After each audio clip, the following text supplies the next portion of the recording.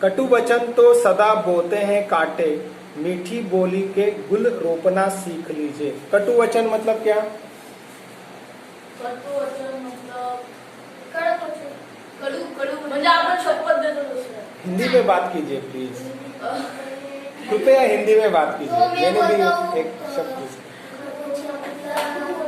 कड़वा वचन म्हणजे आपण याला काहीतरी वेगळं सांगितलं। मराठी में बात मत बोलिए अभी, हिंदी का तासिका। देखो कटु वचन मतलब क्या है यहाँ पे कि आप बोलते समय बुरा बोलेंगे दूसरे को तो उसको क्या कहेंगे? कटु वचन। और वो कटु वचन जो होते हैं वो क्या करते हैं? सदा बोते हैं कांटे। कांटे मतलब क्या? कांटों से क्या होता है हमें? दर्द। एकदम सही बात बोली, कांटों से हमें क्या होता है? दर्द। तो वैसे ही क्या होता है जब हम कटु बोलते हैं दूसरों को तो उनके मन में भी दर्द होता है, तो वो कांटे बोते हैं। वो क्या याद रखते हैं? अरे इसने मुझे बुरा कहा है ना, मैं एक दिन उसका भी बुरा कर दूंगा। तो क्या होता है हमारे लिए वही बात बुरी रहती है।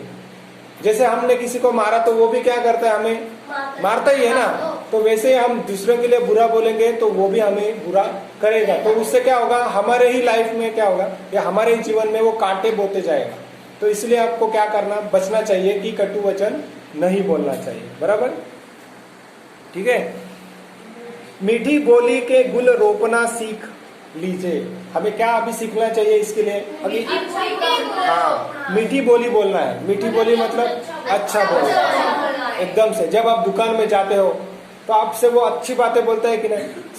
आपको क्या पता है? पहले तो आपको सर बोलता है, साहब आइए, आपको क्या चाहिए? देखो हमारे पास ये है वो है। आपको वो ऐसा बोलता है, यहाँ क्यों आ गए? चलो जाओ यहाँ से, यहाँ पे नहीं आना है। आप जाओगे क्या फिर से? नहीं। तो उसके दुकान के लिए वो क्या होगा? कांटे बोआ जाएगा, है ना, उसके लिए कांटे बोने की तरह हो जाएगा। तो उसके दुकान में कोई ग्राहक आएगा क्या? नहीं। पर जब वो अच्छे बोलेगा तो आप क्या करोगे? खुद भी जाओगे और दोस्तों को भी लेके जाओगे। वैसे बात बेबात कोई चुभने लगे तो बदल कर उसे मोड़ना सीख लीजिए। बात बेबात, बात बेबात मतलब कोई भी बात बोल दिया और उससे किसी को चुभने लगा तो आपको क्या करना चाहिए? बदल कर उसे मोड़ना सीख लीजिए। गलती से अगर आपसे कोई गलती हो गई तो आपको क्या करना पड़ेगा? उसको बदलना चाहिए। और क्या करना चाहिए? उसको मोड़ना चाहिए। और नहीं आता है तो आपको सीख लेना चाहिए। बदल कर उसे मोड़ना सीख लीजिए। गलत हो गई, गलती तो हो जाती है, हम इंसान है। तो अगर कोई गलती हो गई तो उसको गलती को सुधारना चाहिए। ये किसने कहा? होठ सीकर के बैठो, जरूरत पे मुंह खोलना सीख लीजिए।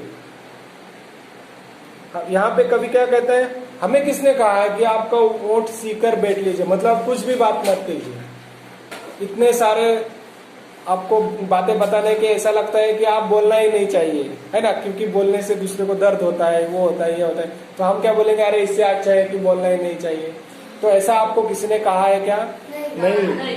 ये किसने कहा? होठ सीकर बैठो, जरूरत पे मुंह खोलना सीख लीजिए। जब जरूरत पड़ेगी तो आपको मुंह खोलना ही पड़ेगा, मतलब आपको बात करनी पड़ेगी। जब कोई भी क्वेश्चन या फिर कोई प्रश्न पूछा जाए तो आपको क्या करना पड़ेगा? शायद क्या करना पड़ेगा? मुंह खोलना पड़ेगा। और जब जरूरत नहीं हो तो मुंह खोलना पड़ेगा क्या? नहीं। Very good. अभी मेरे साथ बोलना है आपको। हाँ, वाणी में शब्द बोलना सीख लीजिए। वाणी में शब्द बोलना सीख लीजिए। जरा प्यार से बोलना सीख लीजिए। जरा प्यार से बोलना सीख लीजिए। चुप रहने के यारों बड़े फायदे हैं। यारों बड़े फायदे हैं। जुबां वक्त पर खोलना सीख लीजिए। बोलना सीख लीजिए। कुछ कहने से पहले जरा सोचिए। कुछ कहने से पहले जरा सोचिए। ख्यालों को खुद तोलना सीख लीजिए। बोलना सीख लीजिए। तू तड़क हो या फिर हो तू मैं अपने आप को टोकना सीख लीजिए। अपने आप को टोकना सीख लीजिए। पटाखे की तरह फटने से पहले रोशनी के रंग घोलना सीख लीजिए। कटु वचन तो सदा बोते हैं कांटे, मीठी बोली के गुल रोपना सीख लीजिए। बात बेबात कोई चुभने लगे तो बदल कर उसे मोड़ना सीख लीजिए। ये किसने कहा होठ सीकर बैठो, जरूरत पे मुंह खोलना सीख लीजिए। समझ में आ गई? Thank you.